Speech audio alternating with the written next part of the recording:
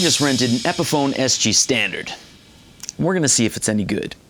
This video here isn't like all of the others, where it's 7.5 minutes of talking, a minute to a minute and a half worth of playing.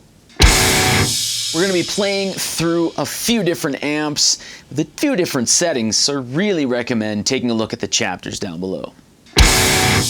Watch out for multiple videos with this guitar. So let's get after it.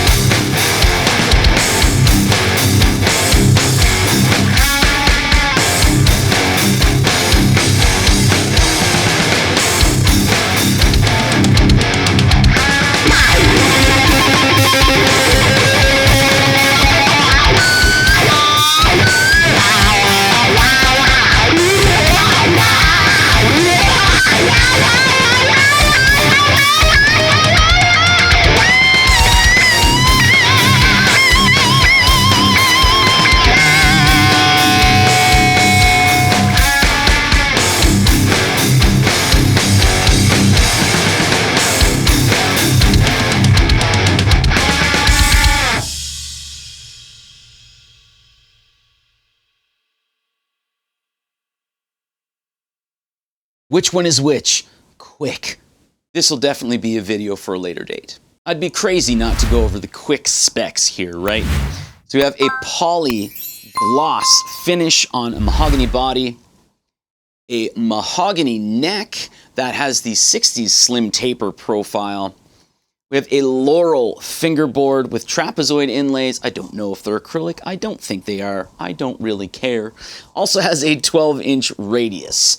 We have a Graphtec new bone nut and Wilkinson Vintage Deluxe tuners. As far as the pickups here, we're looking at Epiphone Alnico Classic Pro pickups. And the bridge, which I will make a point of a little later, which might be just on this one, is the Epiphone Locktone Tunematic and Stop Bar. A big point here for the Epiphone over the Gibson is the fact that it has CTS potentiometers and it's hand soldered, rather than the Gibson, again, which is in the modern collection, which means that has PCB rather than hand soldering. But I've talked enough. Here's 5 more sound samples with 5 different amps and 5 different tunings.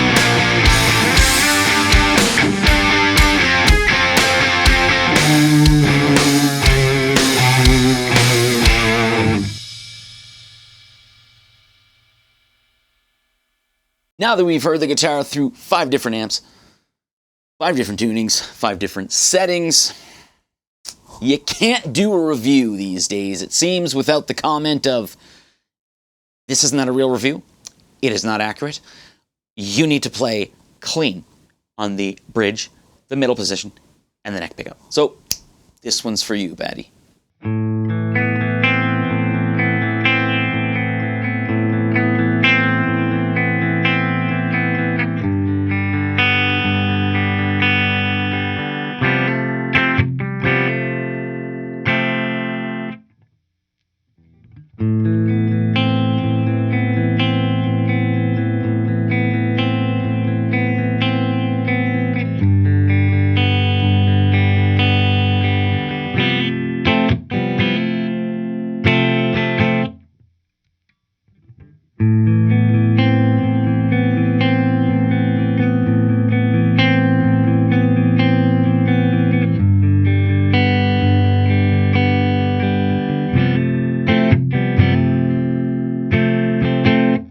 And for my sake, because I find this more interesting, either a little bit of breakup or a little light drive, I find helps you hear how the pickups react a little better. So here you go.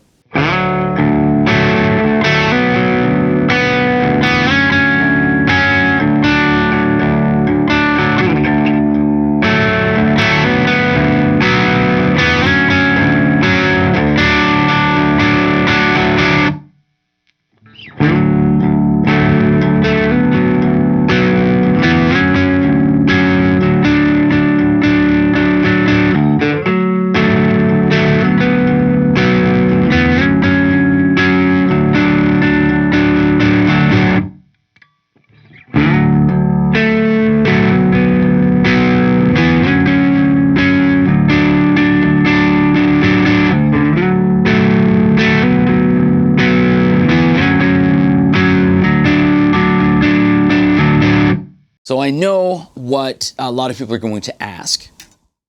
How are the tuners? The tuners are actually pretty good. I didn't find that when I was tuning that you kind of had to wind it up. It's not like a turning start, you know what I mean? Where if you're going to do your finite tuning, you have to get it like, you know, a quarter turn before it actually moves the string. When you get down to the lower tuning, so if you're putting this in drop C, drop B without thicker strings, yeah, you're gonna have to turn it a little bit more before it actually starts to actually tune up or down. Other than that, I actually found these very comfortable to use. My issue is the bridge. And these strings are probably about 2 to 3 weeks old. The reason I say that is they sound somewhat fresh. They're not totally new, but I didn't have to change the strings. We'll put it that way. But the bridge, when I was putting into the different tunings, the way that I've learned to tune, or I was taught, was you tune up to pitch, never down to pitch. Because if you tune down to pitch, what happens is the moment that you start bending, it will start to go flat. That's why a lot of guitars go out of tune, because a lot of people will tune it like that rather than if you're tuned too high, or the pitch is too high, do that and then tug the string, because that's a little flatter, and then tune up to pitch. So what I do is I do that. So I tune up to pitch, tug on my strings. What that does is it reseats it in the nut, and then it pulls tension around the post, so there's not really a ton of slack. And then I go through that process again, because the moment that you tug on your strings, it should go flat. I do that usually about 3 times. Usually about 3 times, it's not going flat anymore. But what I noticed is I would tune one string, and I would tune the next, and then I would tune the next, and then I would tune the next. And then I would check the first string that I tuned, and that was now flat. So what I'm thinking, sometimes it was sharp as well. So what I'm thinking is, now I didn't take the strings off. Here's a rental. I don't care if I have to change the strings. I have a whole bunch. But again, the strings were good. Doesn't feel like there's movement, but that is a concern to me. So Generally, with a tunematic stop bar setup, you're not going to get a lot of movement. So in your string, when you're tuning, if you're not tugging on the strings and you're tuning all your other strings up to pitch, that means that there's tension and it's pulling or moving the bridge a little. That could just be this one here. That doesn't mean that if you go out and buy an Epiphone SG standard, it'll be the exact same thing. But it is something that I have to bring up because I'm noticing it. Now that we've done more playing than talking, and we've, appeased the genius commenters that need to hear it in clean, I don't know what's wrong with their ears, but better than everybody. And as well, now that we've, taking a look at the tuning stability, how the tuners are, and how the bridge is, I want to give some final thoughts here on the guitar. So basically, do I think this is a good guitar or not? Yes, it's a good guitar. I think it's a good guitar. It's not something that I would buy personally. I'm not like totally bonding with this guitar, but it's giving me inspiration, and that shows signs of life in a guitar. And it doesn't matter whether you're looking to buy the one that has this name on the headstock or buy the one that has this name on the headstock. It's all about how you react to that guitar, how you bond with the guitar. There's plenty of people, they hate nitro finish. Some of them, depending on how the lacquer is and stuff like that, when it was applied, if it's thicker, sometimes it rubs off on your hands. I don't have many that do that anymore, like with the current regime. But, some people find it off-putting. So a polygloss finish won't give them that. And again, I can't reiterate enough how listening to dummies on the internet like me, who have an affiliation or, have love for specific brands, and they kind of feel like they have to push, you have to have this one, you can't have the undermodel. If the undermodel works for you, who cares how much you bought it for? It really doesn't matter where it was made. All of these different things. I've bought guitars that were like $200 and $300 before that had QC issues, and they were just absolute magic. I've bought other guitars in the past that I really struggled to make work for me. And some of those were, $1,000 to $3,000. It doesn't matter. No one else's opinion on your guitar matters but your own. So kind of leave it at that. So again, I would not buy this guitar. This is not a chucking my wallet or my dinger on the table here or anything like that. It's just not speaking to me completely. I'm not fully bonding with it. I do find, and I think I'm stupid for this. This is something that I've said to other people before, and they've tried it and they don't feel it. It's just something that I feel. But I find that Epiphone guitars, and this one does, not as bad as I've seen before. Again, this is stupid, but if I'm going like this on the back of the neck, feels more hollow than if I'm doing this on the back of this neck on a Gibson. And I don't know what it is. It's not something that I felt playing like through Paul Reed Smith SEs to Paul Reed Smith core lines or anything else. It's just something with Epiphone. And I don't know what it is. I think I'm just crazy. But it's something I do have to bring up. Another note here, I do find that the pickups, they can work for you. They definitely can. But I find that there's a little more pronounced in the high end. I don't find that they're shrill, but I would say they're slightly harsh in the high end. Does that matter? No. You can EQ that out. But if you're switching from one guitar to the next, maybe, you have this and then another guitar that doesn't have that. You're playing this for 2 songs, that one for 2 songs, this one for 2 songs.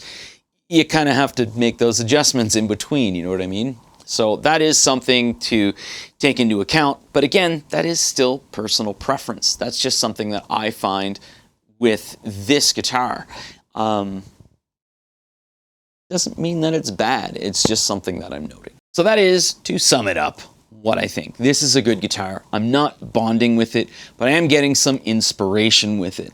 I'm enjoying playing it, but I'm not thinking I should turn a rental into a purchase. But if you want to purchase the Epiphone or the Gibson or whatever because you like it and you're bonding with it, you're right. You're absolutely in the right to do so, and it would be a fantastic guitar for you. But I've talked enough, and I hate hearing myself talk. So keep an eye open for more videos with this guitar. I'm going to be doing a shootout between the SG Standard, maybe the SG Standard 61, and maybe the SG Tribute. All three of those are Gibsons.